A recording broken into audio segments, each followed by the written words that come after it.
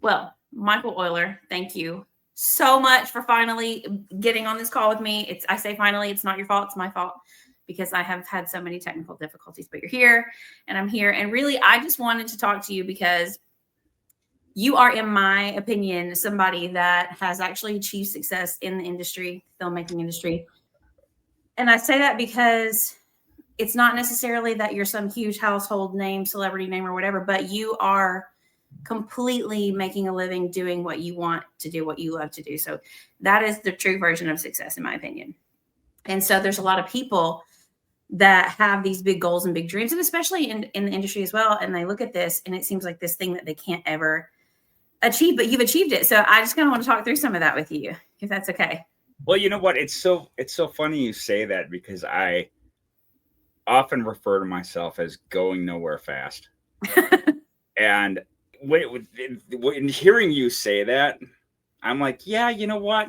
Maybe like it doesn't feel like it, but when you put it that way, I'm doing all right.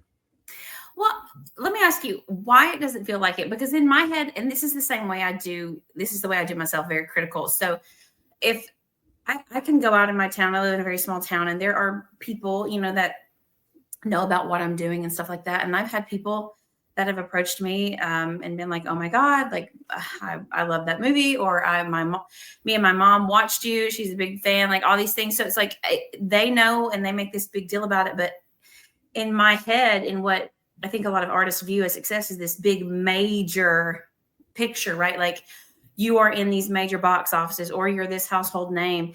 And so when you are trying to compare yourself against the image that you have in your mind of what being a successful actor really is, you don't feel like you're getting very far. You don't feel like you're doing anything that is noteworthy. But then when other people are looking at it, they see it in a completely different light, in that you're actually doing something that a lot of people really want to do, can't do, don't ever have the guts to follow the dream. So like it really is kind of a big deal. And that's what I have to remind myself is like these people approach me sometimes and I always feel so insignificant and like I don't know how to take the compliments and I don't know how to take it. And it's to them, it's the hugest thing because I actually had somebody text me one time and she was like, "Did I just see you on screen at the movies?" She was watching a Tyler Perry thing that I had like a little blip in. And I was like, "Yeah." And she thought it was the coolest thing ever. And I'm like, I thought it was so insignificant. Yeah. So is it because you measure yourself against these giant artists that you feel like you're not really getting anywhere? I think it's because, well, I have never booked a SAG role. Hey, Terry with an update here in a super exciting turn of events. Since we actually filmed this episode, Michael has now booked a SAG speaking role on Chicago Fire. Super proud friend moment here. I'm so thrilled for you, Michael. I know you're going to knock it out of the park, and I cannot wait to see. So I'm going to try to get the information and link it for you below. Follow along. And again, Michael, so excited for you. So that makes me feel somewhat inferior and insignificant. Like I just it's hard. And going back to what you said about being a blip in a movie, I've got 74 credits on IMDb. Yeah. Like Yeah. I can't really say anything that they know, and I can't explain the significance of something independent to someone who doesn't know this world. But I've done my share of background, and so I often divert the conversation to be like, well, the last season of Empire, I was Terrence Howard's security guard. And then they're like, what? You were in Empire? And I feel the same way you do, where it's like, yeah, but it's not a big deal. It's really, but then I always come back to that. And I think it is a big deal because how many people get that opportunity and how many people get to see full on productions or be on a set that big. So one thing too is I did put all my background work on IMDb. And I had someone ask me once, someone in the professional field, they're like, why do you do that? Because it's looked down upon. People don't necessarily want you to put your background work on IMDb. But my response to that was, let's say something happens to me and I'm gone. My daughter, my family can look back and say, my dad did that. And also, I feel like it is worth saying I've been on these sets, I've been around these people, I've been in the presence, I know how a set operates. So there is substance to it. But yeah, when people ask, what have you been in? And I can list things and say things, but then it's just like Empire. What you were on Empire? Yeah. I think Leonard had the same experience, when he talks about his role on Black Panther, and also similarly for myself.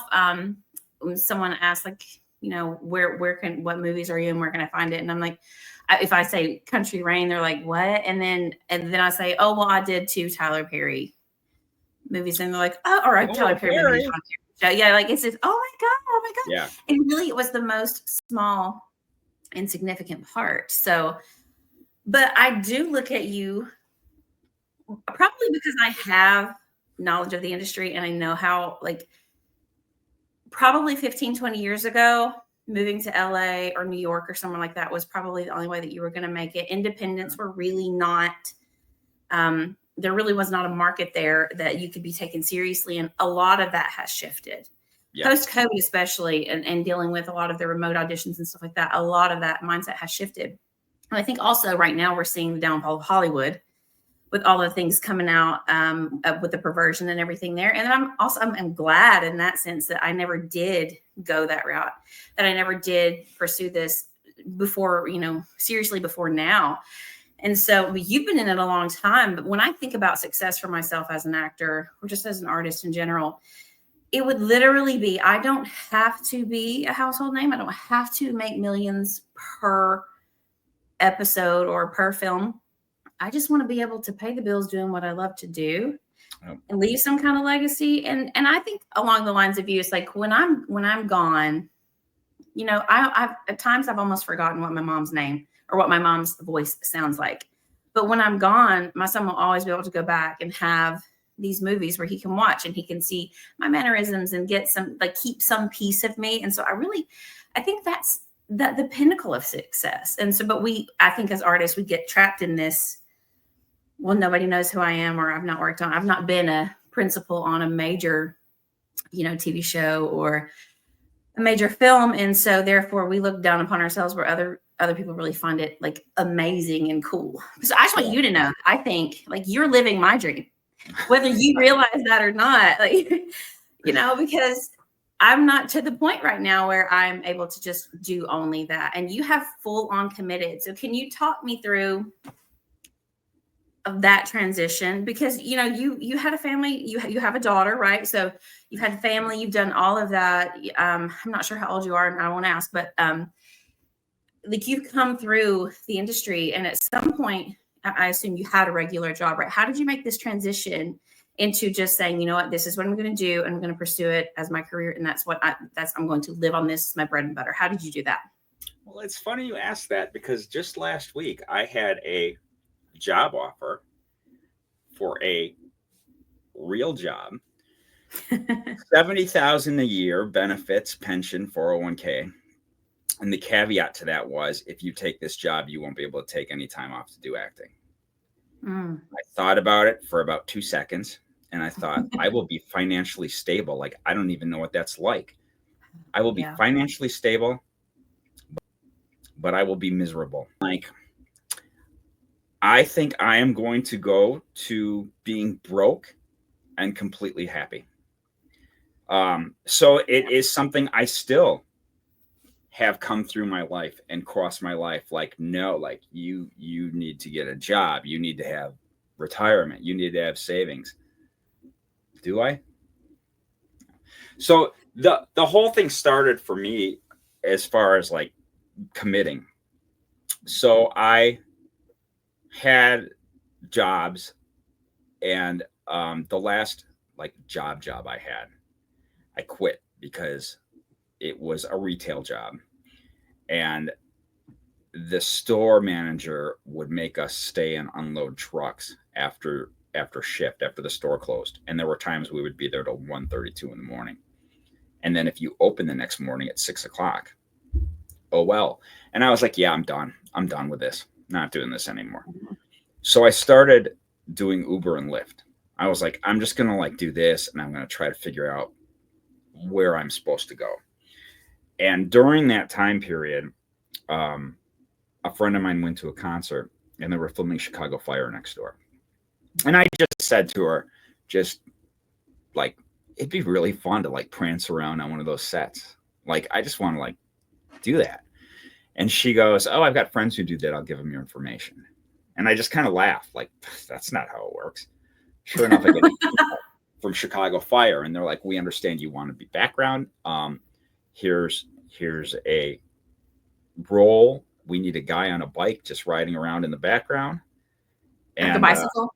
yeah. And it was July 19th, Oh. 2019. Still remember the day. And I loved it. It was 16 hours. It was super cool. I was like, this is so fun. So I did a whole bunch of other Chicago Fires and then Chicago PDs. And then I did Empire. And during Empire, I would stand there in my suit behind Terrence Howard, looking all security-ish, and watching him and Taraji Henson every day. I was like, I can do that. I can totally do that. So I started like auditioning for like student films just to see if I could land a role and to see if I could memorize something. Like that was my biggest fear, was like, I don't know how I'm going to memorize all these words. So the first thing I auditioned for, I got it. So I was like, oh, okay, this is all right. Then I auditioned for another thing, and it was a web series called The Killers Club. And I got that role. And when I went to set, like all these other people were like full-fledged actors. And I was like, what am I doing here? Like oh my God, like they're gonna find out like I don't know what I'm doing. I'm like, and so the first day we went to set, and it was just like a meet and greet, and like everyone get to know each other. And then all of a sudden someone was like, let's run the lines. And everyone put their scripts down. And I was like, oh. And I made it through the whole thing. Like I somehow remembered the lines. I was like, this is amazing. Like, I can't believe I did that. And so I started like auditioning just for more little things like that. And I was getting the bulk of things I auditioned for. And I mean, now I'm to the point where like we just did the After series, and that was how many hundreds of people auditioned for that. And you know, so yeah, it just like once I realized, I'm not terrible at this. No, you're actually kind of really, really good at it, which I always get nervous too. Like when I show up to set, especially when you show up in a lead role, like I did with the After series, it's like they're gonna realize I'm a fraud. Like, right. First day, I am a fraud. I don't know what I'm doing. I just hope that I don't look stupid. I don't want to be caught acting. Yeah. I just want to be, but then you go up against all these other people, and you never know about the dynamic on set either. You never know about the people you're going to be working with. Yeah. That can be, I mean, that's just a 50-50 spin the wheel, get what you get. Right. Yeah. So we on the After series, and for those watching that may not know, we met on the After series because you were in season 1. I was in season 1, and that is how we met. You are by far probably one of the funniest people to be on set. Like, your stories are amazing, and we'll get into all that. But yeah, so like we were really fortunate. I think we were really fortunate in the After series. I think that was just one of those things where the right people we got who we were supposed to have. And I think that's the difference in doing something, trying to be influenced by the Holy Spirit versus just throwing a project together. And there's a lot that goes into casting that people don't realize. But yeah, you were hilarious. And I thought that everyone, like, every day I left and I'm like, I was the worst person here today. And that's okay, because I feel like it also stretches you and makes you try harder, or you can glean a lot of things from people who have a lot more experience than you do. If you show up to set, like, I don't know, I'd be probably intimidated. Do you ever get intimidated? Like, okay, let's say even I've been the principal in the last several things that I have landed, but I still feel like if I were to show up to set with someone like Terrence Howard, I would just be like this small. Like, I don't know. I don't know if I'd freeze. I don't know what I'm doing. Right. I'm a fraud. So Is that something that you encounter, like when you're showing up to these places, like you feel like the least qualified still, even though you got 74 credits on IMDb? Nope. No, Well, you arrived. I'm pretty comfortable with it. So a long time ago, I had a job with Time Warner. And Okay. in that job, I got to interview people like Beyonce, Boyz II Men, Ice Cube, Okay. Mercy Playground. So I am not intimidated by names or status. I also, I work for Country Thunder. It's a country concert here in town that they have every year. And my job is driving like the artists or important people around. So like last year, I drove Lainey Wilson around. And I don't get nervous. People don't intimidate me. Like I've been around enough celebrities that I know they're just as, I don't want to say insecure, but they're just as, most of them are so humble. Like they're grateful for what they have. They're grateful to be around people who respect, like it doesn't make me nervous. Let me rephrase it.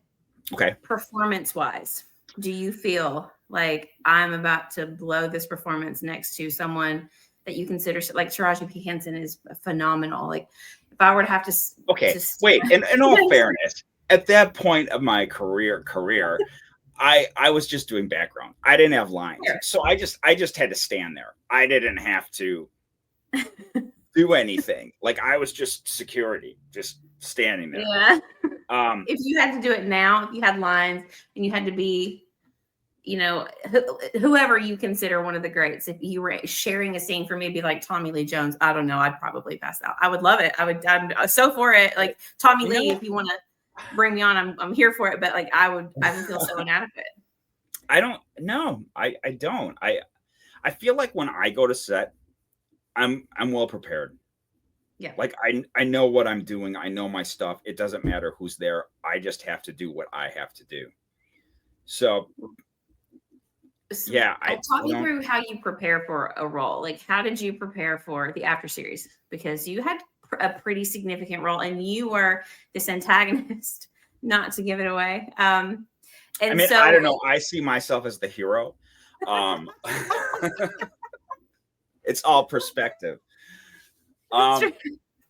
So when I get a script, I first kind of read through it.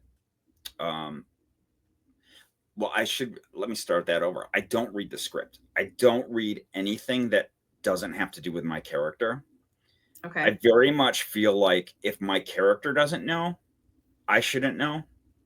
So I try to specifically not know what's going on with the other characters. Like I don't want knowing something to come through because it can. Like even if you don't mean it to, like it can come through your eyes, it can come through a facial expression. So I very much am just like, I don't want to know unless it directly impacts my character. Wow, that's so interesting because I downloaded all 8 episodes of the after series when I was I was originally cast as Lucy and got recast as that's kind of come through in some of the interviews now. But so I read all of it because I think I wanted to know how the whole story was woven together. But honestly, that's a pretty interesting take, I think.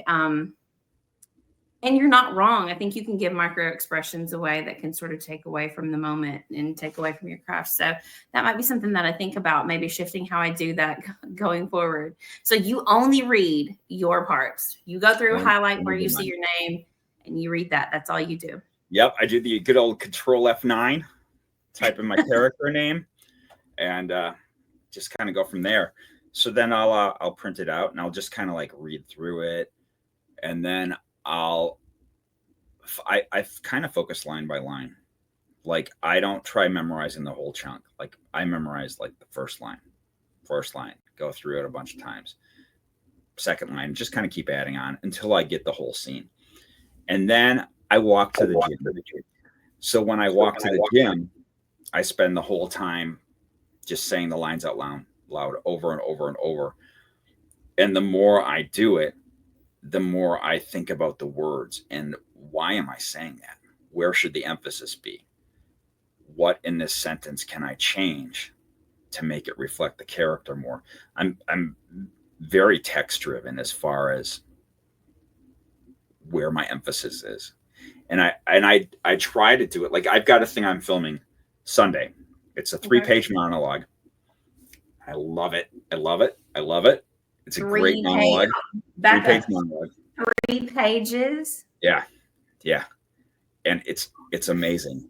And I have it so memorized that I can do it probably about 8 different ways to make it come across different depending on what the director wants. And I cannot wait. So I was going to ask you too.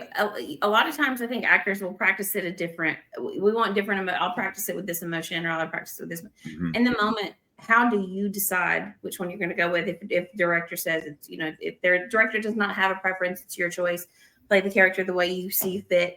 How do you decide in the moment which iteration you're going with? Is it something you play off of the other actors? You just kind of see how the chemistry is that day, or how do you do that? I guess I just go with what feels right in my gut. Like just, oh God, do I even say this? All right. So I am very, very blessed because this just kind of came natural to me. Yeah. I was a communications major in college. So like words and text and delivering them and comprehending them and understanding them, it all just makes sense to me. Like I get it.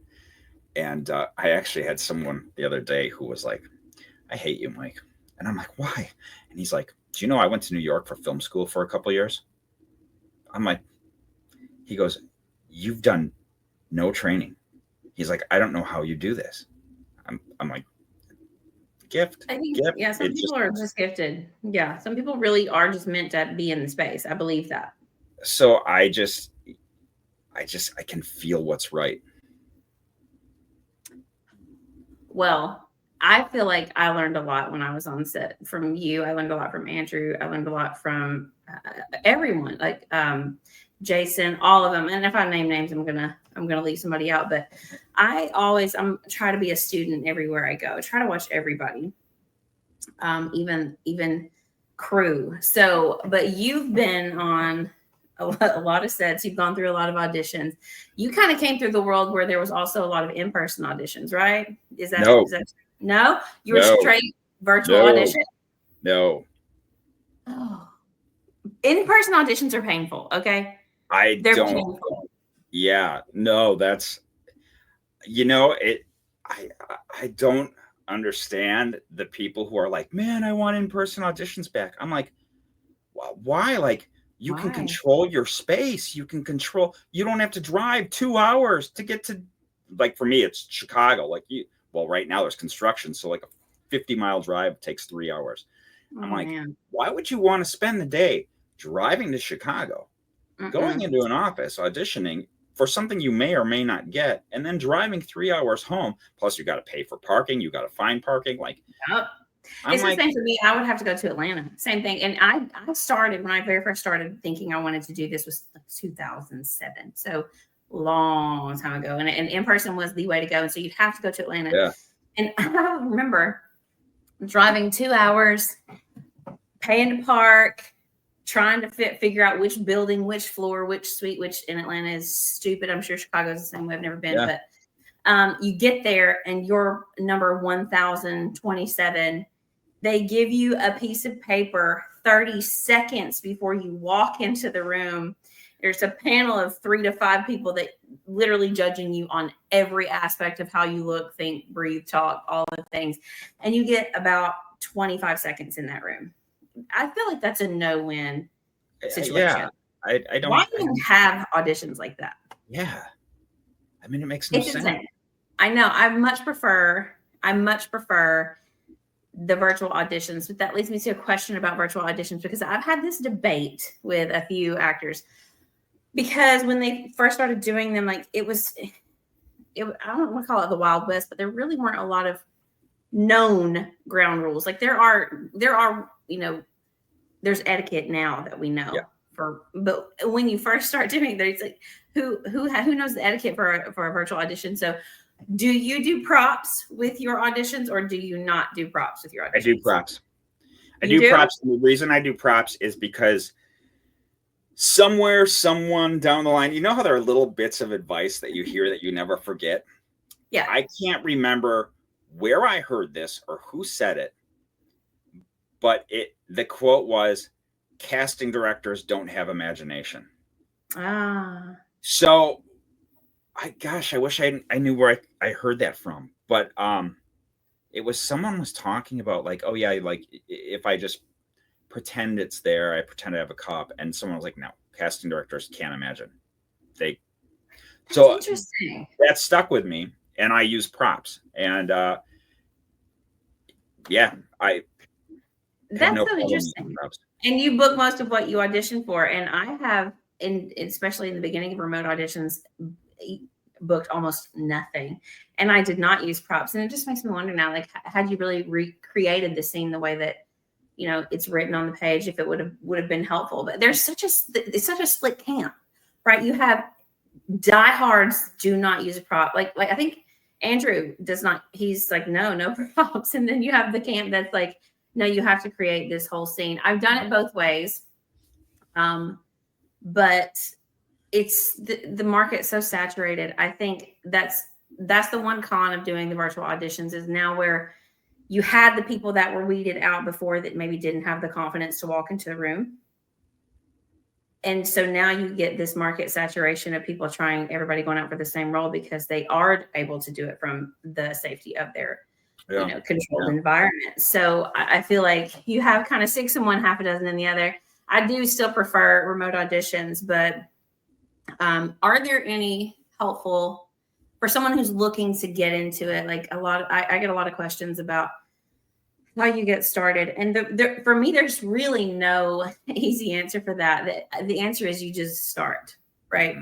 Yeah. You just start, and the landscape has changed, obviously, and we have these casting websites now that everybody has to be a part of. But like, are there any tips that or trade secrets that you've kind of happened upon through all of these auditions and getting all of these roles when you're auditioning that you really like utilize every single time that sort of helps you? Well, I know, like you said, you use props, but some people use like a slate screen or not a slate screen, but like a slate shot. Some people don't use a slate shot. So what have you found helps you get to the top of the list in terms of being, one of the top 10 videos that a casting director is going to see when you're in the soup with 1,000 other people? Well, this is another great question, because just recently I was one of those people in the top for an A24 film. Yes, we talked about that. Yeah. Yes. Yeah. Oh, my heart. Oh, I know. So close. Got to meet with the director and everything. And hold on, I gotta shift. It's okay. I shift all the time at this point. Okay. So the reason I got that far is because when I look at a breakdown and an audition, I look at it, the first thing I do is I read it and I think, what's everyone going to do? And sometimes it's so obvious. Like, you read it and it tells you what to do. Like, for example, in this particular scene, it opened with the character lounging on the couch watching TV. So when I read that, I thought every single person who auditions for this role is going to do this.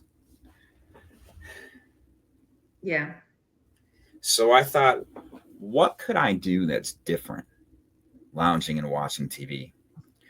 So acting school 101. So what'd you do? I get to see this. Instead of lounging back, I did this. That was it. Just one little difference. And the casting director told me that they watched 70 auditions, and mine was the only one that made them sit up and watch. And I guarantee you it's because I was the only one who didn't kick back and lounge. Wow. So I really, whenever I do auditions, I always look like, what's the obvious thing?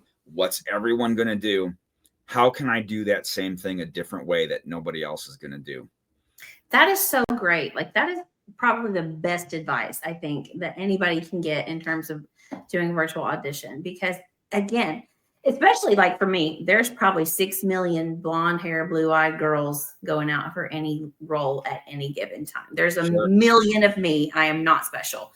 So that's actually really great advice because I've never framed it that way. But okay, carry me through the rest of it. So you ask yourself this question, you get yourself, in a posture that's different, but yet somehow conveying the same message. Mm-hmm.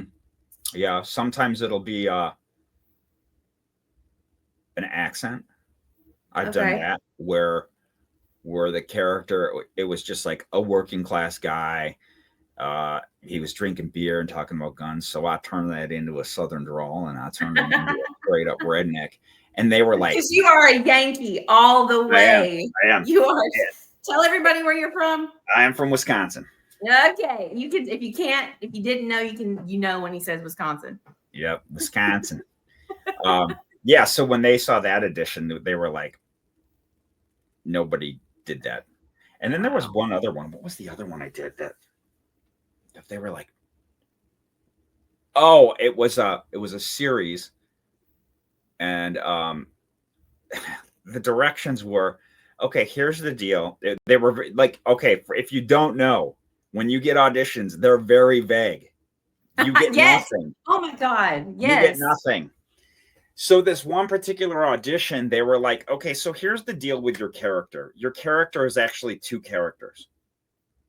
It's the same guy, but two versions of him, basically. And I was like, okay. That's so random. Okay. It was so I'm looking at it and I'm thinking, and I'm like, okay. One guy was like, he worked at a pawn shop, and then the other guy worked at like a high-end hotel. And I'm like, okay, they're the same, but they're different. I'm like, what? The dichotomy in just those two professions alone, and who Yeah. you might see in a pawn shop versus a high-end hotel. So I did the pawn shop guy kind of sleazy, kind of made him kind of New York, and I was really shady the way I talked, and what's up with him? And then the other guy at the hotel, I very much styled after the movie Pretty Woman, where the hotel concierge did not want her in that store or that hotel. Like, she is not good enough. So I did that audition. I sent it in, and they said to me, it ended up being it was a live audition on Zoom. And after I did it, they were dead quiet, and they were all looking at each other. And the one casting director, she goes, where did you come up with that? And I'm like, I just went off the descriptions. And she looks at the other guy and she goes, why didn't we think of that? So I think that goes right back to like just kind of looking at it and being like, okay, what's everyone going to do? How do you make this your own? How do you own it? You have to own it. Yeah, you do.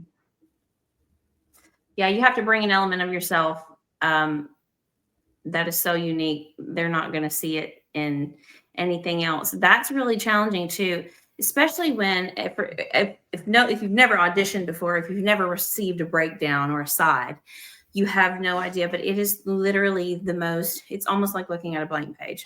Mm-hmm. It is the most vague, figure it out and get it back to me as soon as possible type of thing, but also knock it out of the park. And I think that's why.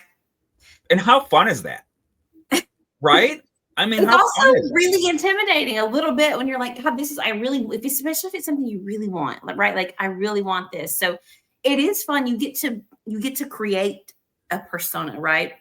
You get to embody something that you've created, and it's and bring it to life. And that's wonderful. But also sometimes when it's something you really want, I think I'm an overthinker. So I don't know how you avoid the overthinking. And like, I am someone who I will probably do the same take for an audition 14 times, and there will be one slight word difference, and I will agonize over which one to send. That's just how I am.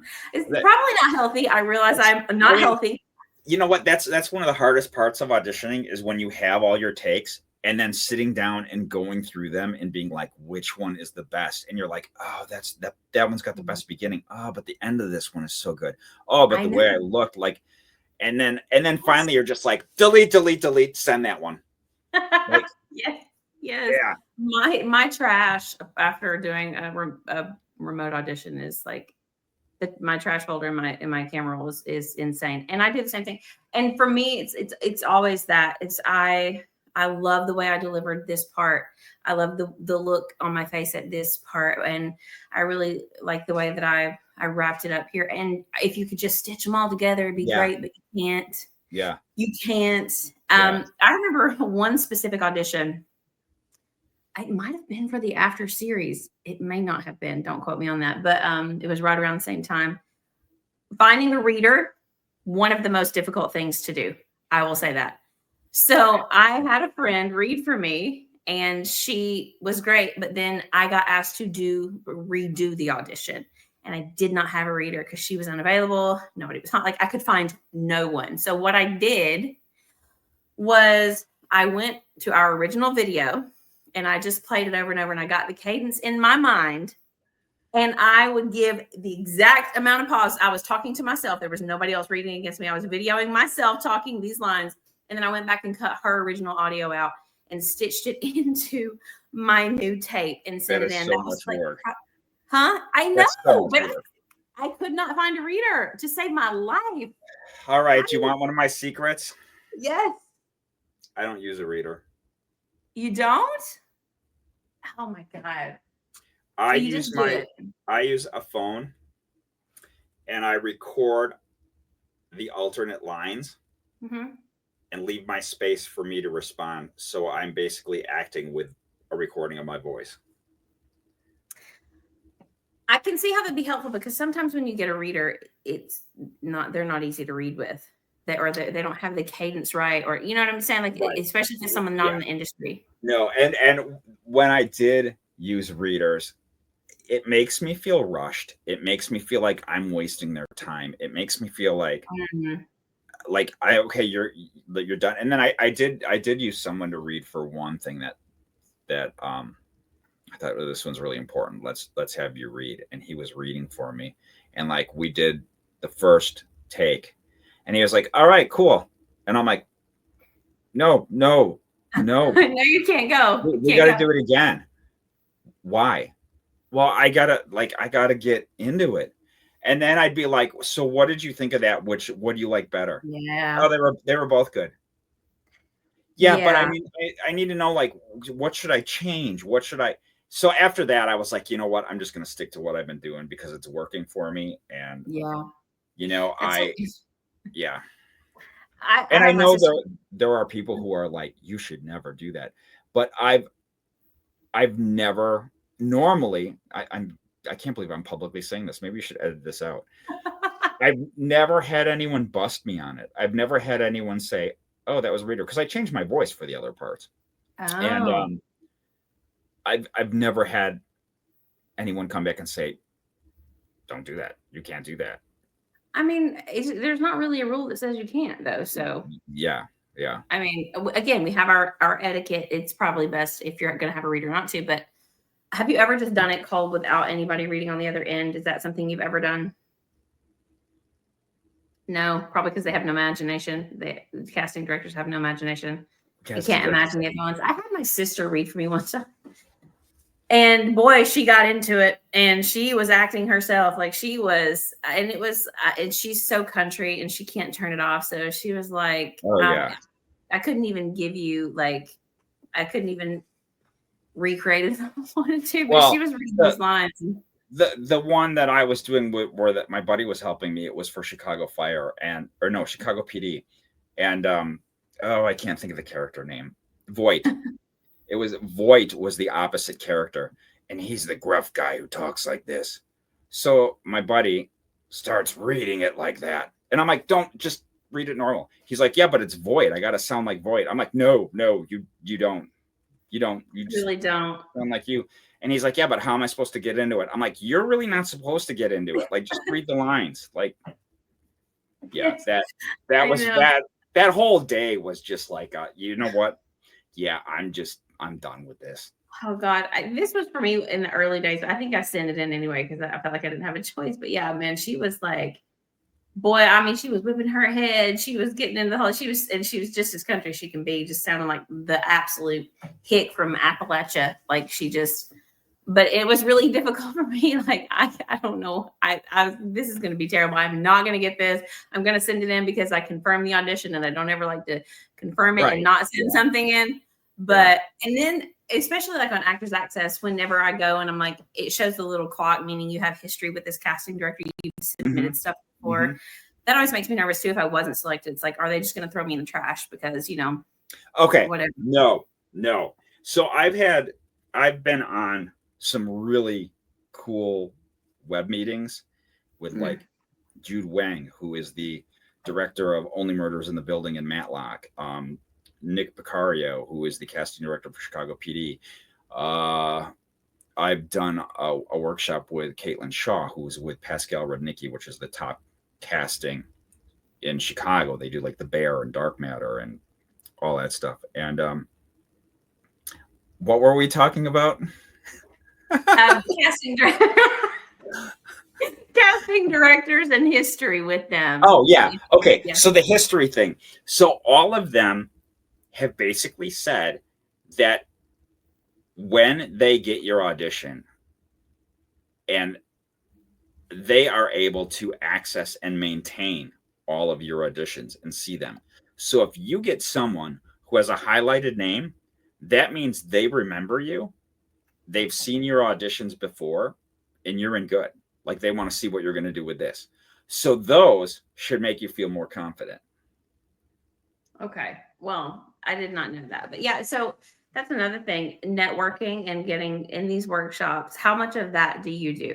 So for me, it's been really difficult. I feel like when I did my first film in 2007, I was very young. I was like 23, 24, and took a long break and did music and all of those things. But when I decided I was going to get back into it, I decided in 2023, at the end of 2023, that 2024 was going to be my year. Just going to pursue. And I landed literally everything. Huh? I say that every year. Well, for me, I was living the 9 to 5, right? So I was in this huge glass office in this high rise in this beautiful building and doing this job that a lot of people really want to have. And I was just miserable. And I was like, I can't, I'm so grateful. I was so grateful for my job, but it was not sustainable for me. I knew it was not somewhere that I could retire from, or I mean, I could, but I would have so many regrets at the end of my life, right? Like I should have. So I said to myself, I'm going to make 24 the year. I'm just going to pursue it as hard as I pursue a promotion or anything. And I landed literally almost everything I touched, which I think was just supernatural. It's not because I'm wonderful, but you are. I mean, thank you. Yeah, I appreciate that. I appreciate that. I've also had no training, so I'm always like, I'm the least qualified. I feel like the least qualified, but I think that keeps me in a good position to try my absolute hardest, right?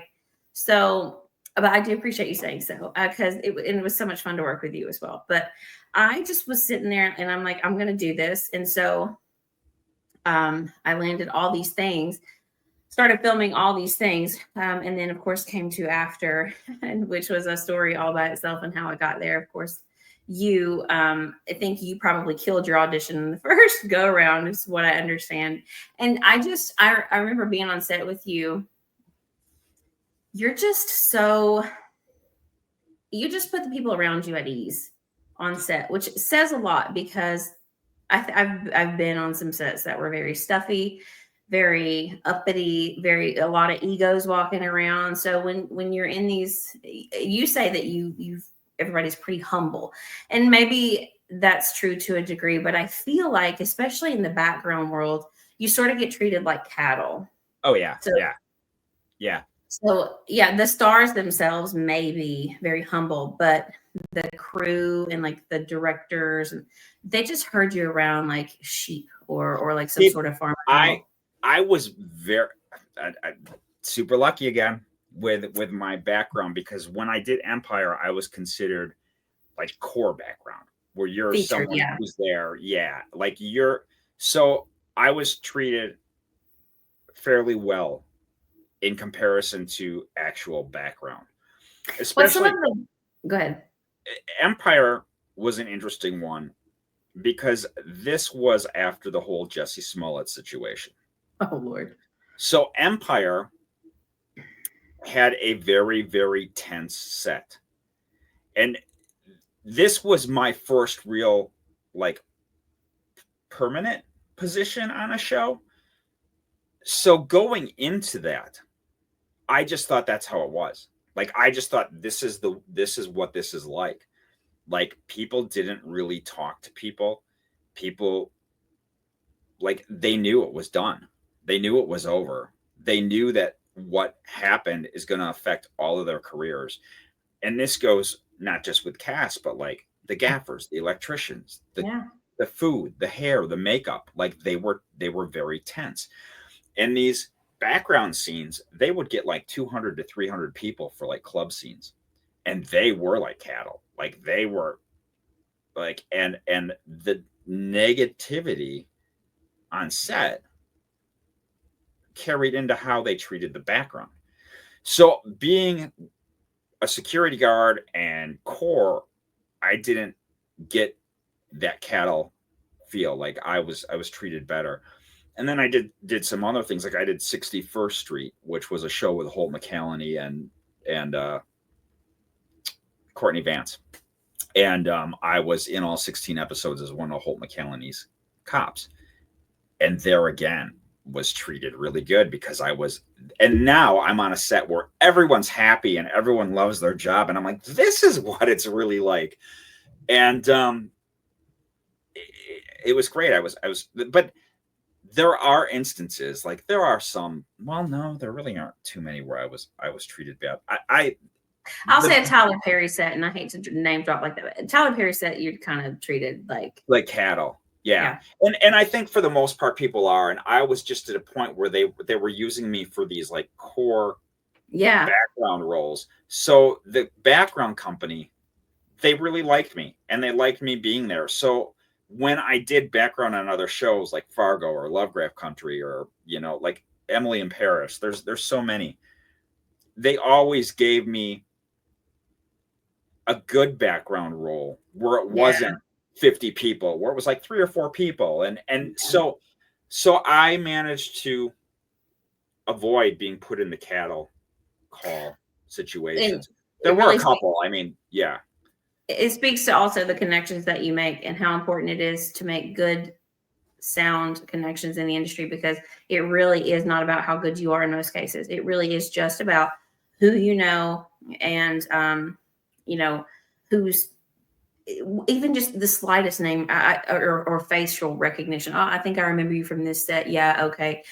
Just the fact that you've been on a set, a credible set, versus someone who just wants to do it and doesn't know anything about how, there's terminology that you have to know or you're going to get lost. There's all these things. So like just the credibility of being on a bigger set in general, I think gives you a little bit more of an advantage over someone new coming into it. I will say my least favorable experience is probably on the Tyler Perry sets.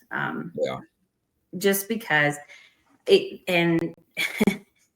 just the treatment. And I understand to a degree, like that you can't, when you're dealing with such a large amount of people, you can't necessarily be personable all the time, right? Right. You're trying to get and accomplish a goal. You're trying to get to an end goal here, and you it's like herding cats, herding that many people, right? So making sure everybody's in wardrobe, making sure they're where they're supposed to be, making sure they're listening, making sure they're quiet, and when you're speeding on set, like, their phones are off, they're not talking amongst each other because they've been on set for 10 hours and they've been sitting in the same spot with this group of people that are now their BFFs because they all know their whole life story in between takes because you have nobody else to talk to and you can't move. So I understand to a degree, but I would say it's probably my least favorable. So go ahead. When you get to sets that big, also, I mean, they're working on budget deadlines, Yeah. and you know, in that situation versus an independent film, you're unionized, so you've got your gaffers, your electricians, your hair and makeup, and they're all their own compartments, Mhm. and it's a lot. And It's a lot. the time, especially if you're working on something that is a SAG project, not necessarily that you've booked a lead in a SAG and you've got a speaking role in a SAG, but like, all of Tyler Perry stuff, I believe, is SAG. So like you're Mhm. working on union rules. So Yeah. they are yelling at you because the sound people have to have 12 hours in between set. Yeah. So they're running up against, we've got 30 minutes left and 3 scenes left to do. So, or we're going to be behind for tomorrow. So legally you have to give them the 12 hours or you can get in serious trouble with the union. So you got that aspect of it as well. But yeah, I think you were telling us on set about some of your really interesting experiences working on some projects with some unique people. So what would you say is like your least favorite or wildest set experience? I feel like I already know what it's going to be, but let's hear it I for the mean, group. I mean, you know, so yeah. I mean, the Ohio experience. Oh, It's it was an independent film by a person who was the writer, a director, person. yeah, writer, director, lead actress, with zero film experience in her life, and it made This the was a movie. vanity project for her then, yes?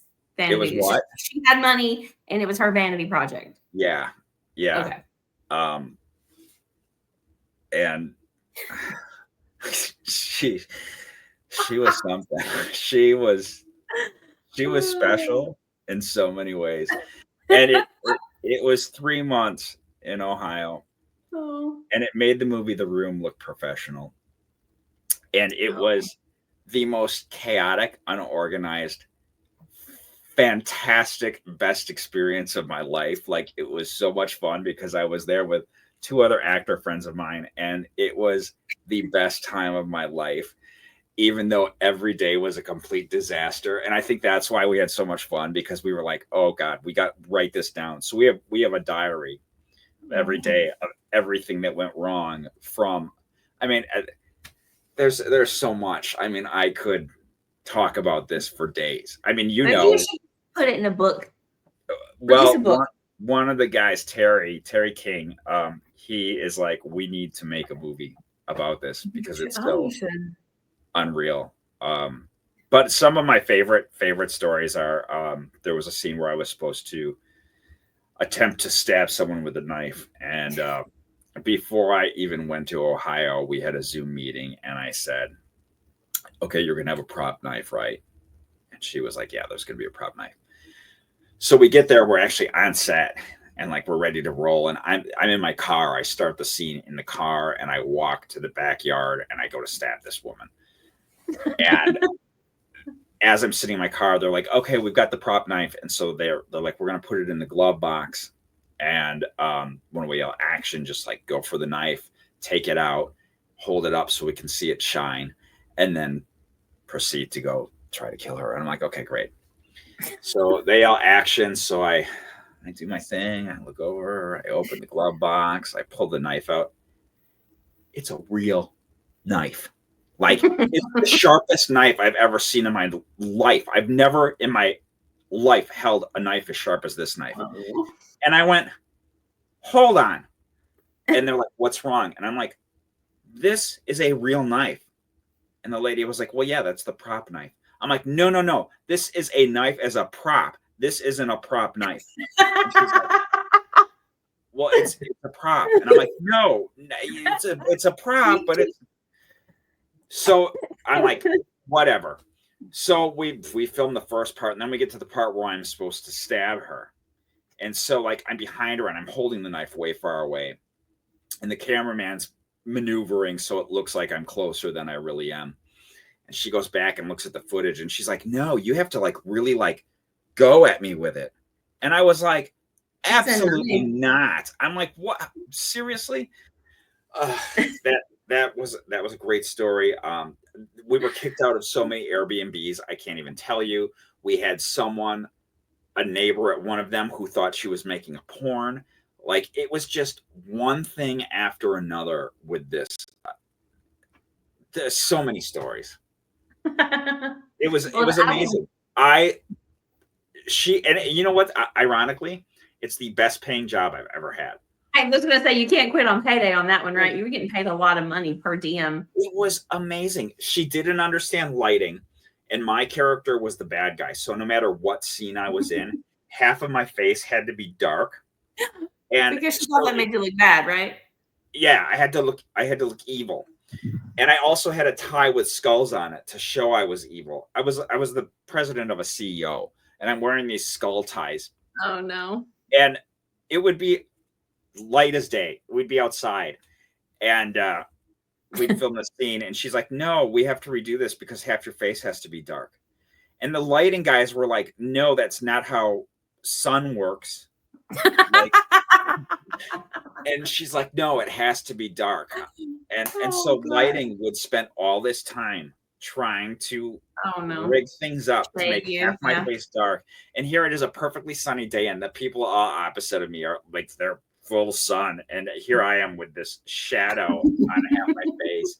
And there were so many ridiculous things. A tornado went through and wiped out some of our filming locations. We had one instance where we were filming at a park, guerrilla filming. She didn't understand permits.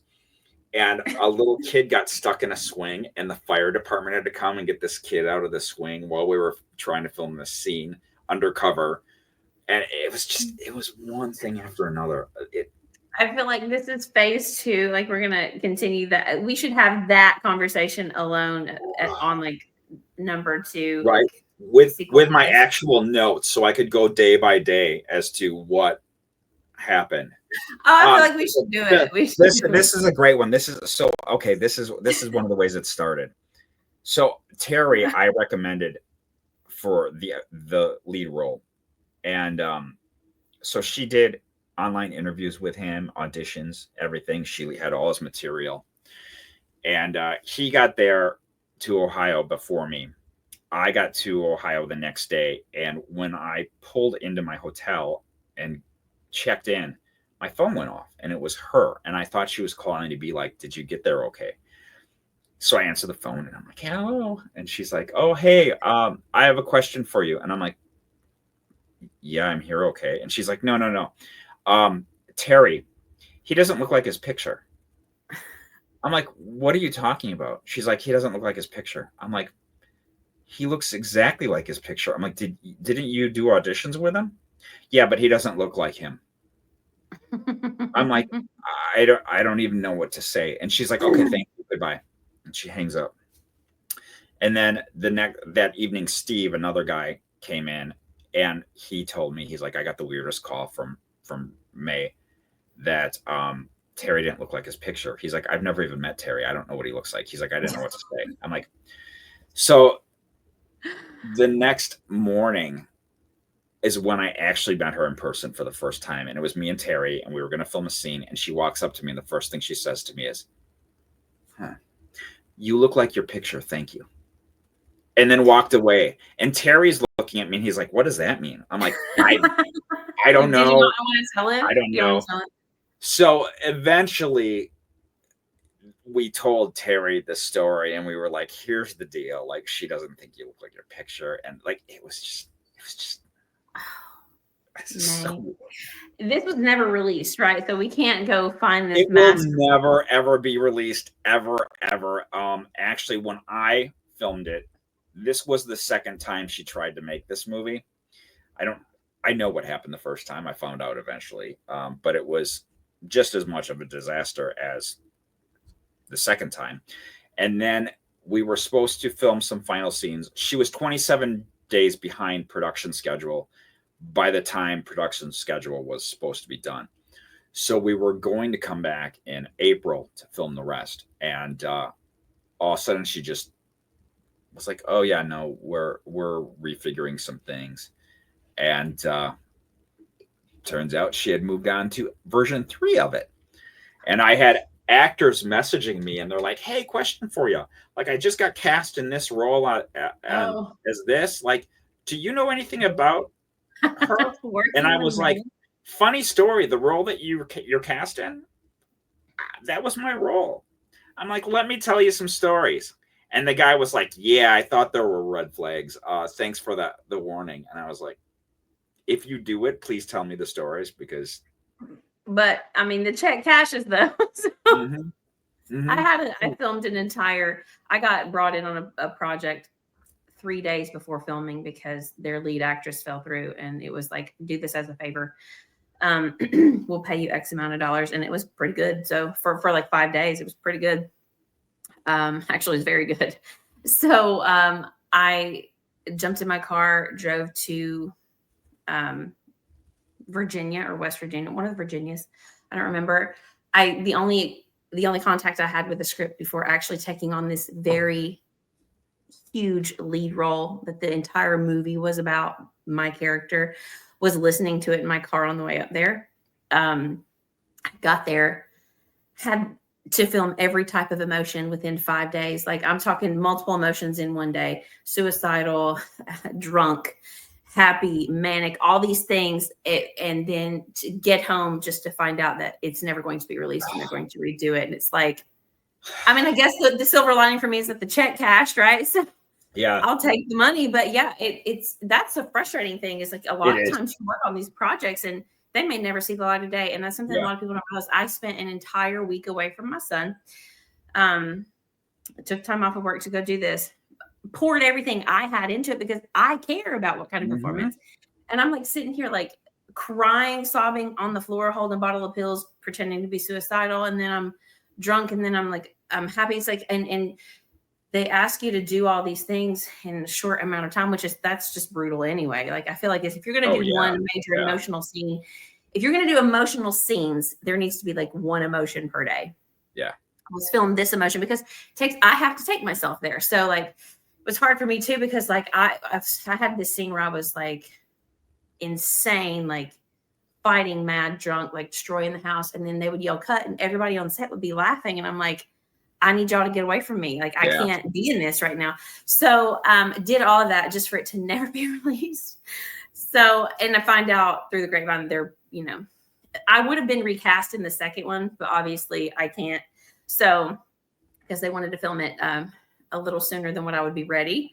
Yeah. Um, but yeah, it'll never. I at least I have the footage. That's one good thing from it. I can pull the footage because there were See, some known actors in it.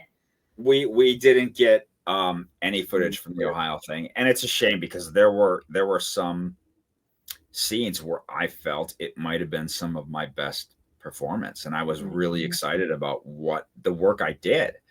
Yeah, And that's the yeah, big thing too. A lot of times you don't get your footage like you're supposed to. But yeah. I mean, we're out of time, but I definitely want to bring you back for like I want to bring you back. Let's take your notes. Bring you back for round 2 of hearing about working with May and this untitled project that we'll never see. But I just also want to thank you for coming on and talking because it's like I said in the beginning, sometimes it's really difficult to get people pinned down on these types of interviews, and you're very transparent. So I like that. And where can we find you? What you have coming up? Oh, let's see. I just had a film called Big Steps that I have a role in that was at the Indie Short Film Festival. Okay. I'm terrible at that, but that qualified it for the Academy Awards. So Oh, that's kind of a big deal. Um, I was in The American Miracle, which was just in theaters about a month ago, and now it's streaming. Got a couple movies on Amazon that are streaming, so I'm here and there. It's funny. The things I'm most excited about, and I say that without any discredit to any of the other things I've worked on, but they're all in post production, yeah. and I feel like some of these are going to make a big impression. Yeah. There's been talk about Sundance. There's been talk about Cannes Film Festival. So, it'll be interesting to see what happens with that. But if you go to Cannes, all of After is going with you. I hope you know that. We're all going to Cannes. Yeah. That's huge.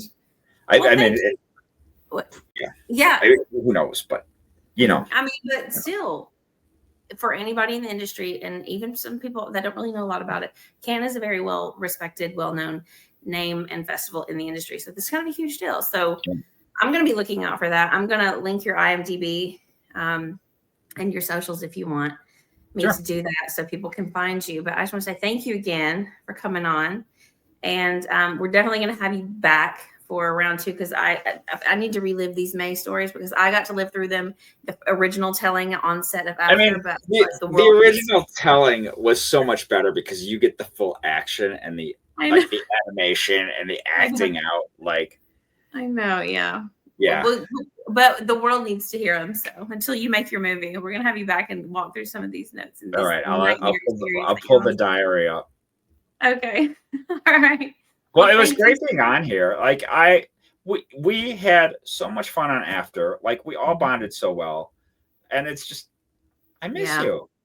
I miss you guys too. I think about it all the time, and I'm like, I'm ready to start filming season 2, but obviously I want to be physically ready. So I'm okay with the time. I tell Andrew, like, hey, take your time stitching that together, because I need some months. I need some months here to get myself straight. But that was battle for me every day in the conditions. So it was rough, but we got there, and I'm really excited to see it. I've been seeing all the pictures that come out, that he's been posting on the socials for those. Most recent, of course, being you, which was fantastic. But well, I will be in touch. Okay. And awesome. Thank you again for coming on. Thank you. It was fun.